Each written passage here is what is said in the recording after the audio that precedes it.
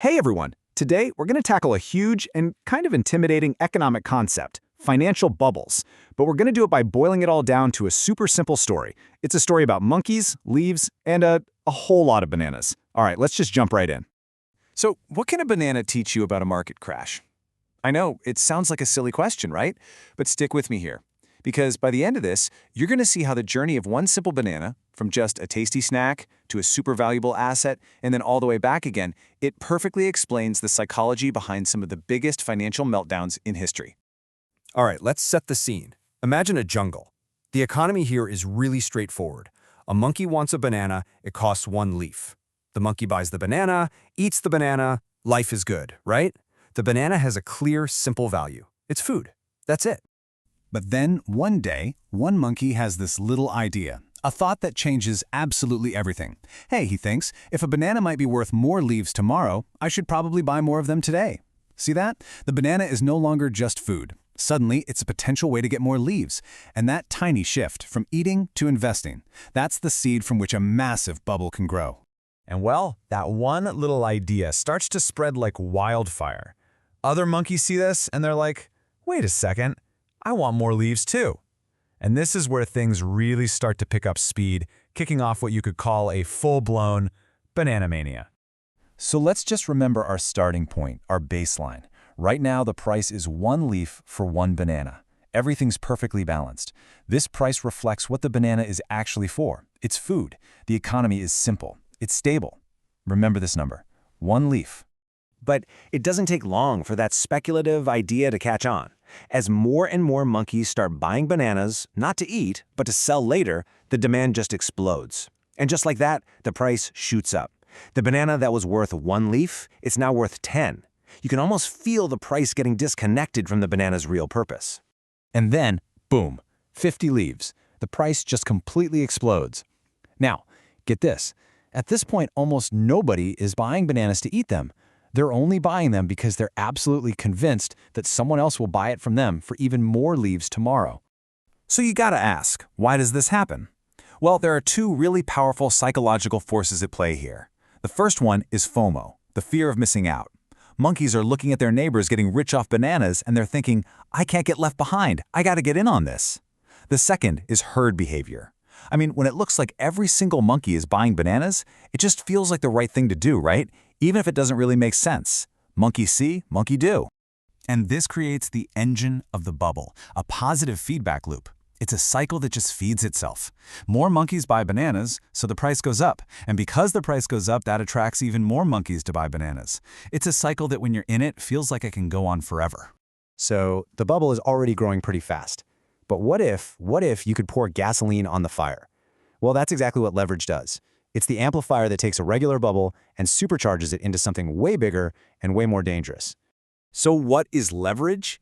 Put simply, it just means you're not just investing your own leaves anymore. You go to the monkey bank, you borrow their leaves, and then you use that borrowed money to buy way more bananas than you ever could on your own. And when prices are only going up, this feels like a genius move. Okay, look at the numbers here because this is where it gets kinda nuts. Without leverage, things are simple. You invest 100 leaves, the banana price goes up 10%, you make a 10% profit. Makes sense. But now, look at the leverage side. You only put in 10 of your own leaves, and you borrow the other 90.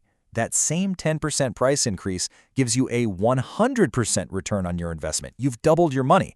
The danger, of course, is on the flip side. If the price drops by just 10%, you're completely wiped out. All your leaves, gone.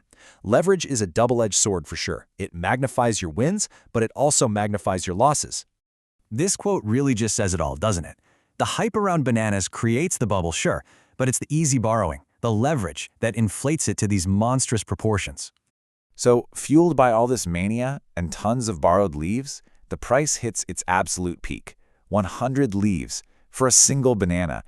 It sounds unbelievable, but in that moment, everyone feels like a genius. This is the top of the mountain. This is the moment of pure euphoria. So at this point, we need to be clear. We are now, officially, in a bubble. The price of a banana has soared way beyond what it's actually worth. I mean, remember, a banana is for eating, but now it's just become a token in a giant guessing game. But, every party has to end. And for a bubble, the end isn't a slow fade out. It's a sudden, violent pop. This is the moment when reality decides to crash the party.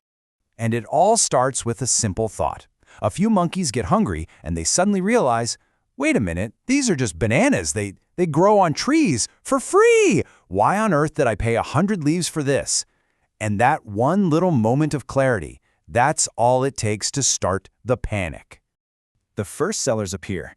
They're trying to get out while they still can, and the price takes its first major hit, dropping by half. All the monkeys who thought the price could only ever go up, they are now in total shock. And that shock quickly turns into pure panic. Now everyone is rushing for the exit at the exact same time. The only thought is sell, sell, sell. The price just plummets, erasing months and months of gains in a matter of moments. And this is the final, devastating crash. The price doesn't just fall back to where it started. It falls even further. The banana is now worth even less than it was before this whole mania began. The bubble has officially popped. And remember leverage? The thing that was fuel on the way up? Well, on the way down, it becomes an anchor. As prices fall, the monkey banks get nervous. They start demanding their loans be paid back. Now, to get the leaves, the monkeys are forced to sell their bananas at any price they can get.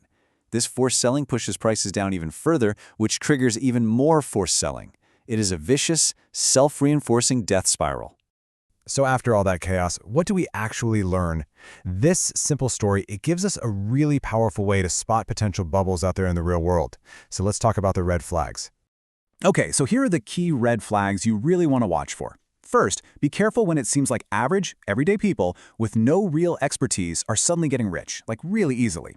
Second, be very, very wary when everyone is borrowing a ton of money to pile into the exact same investment.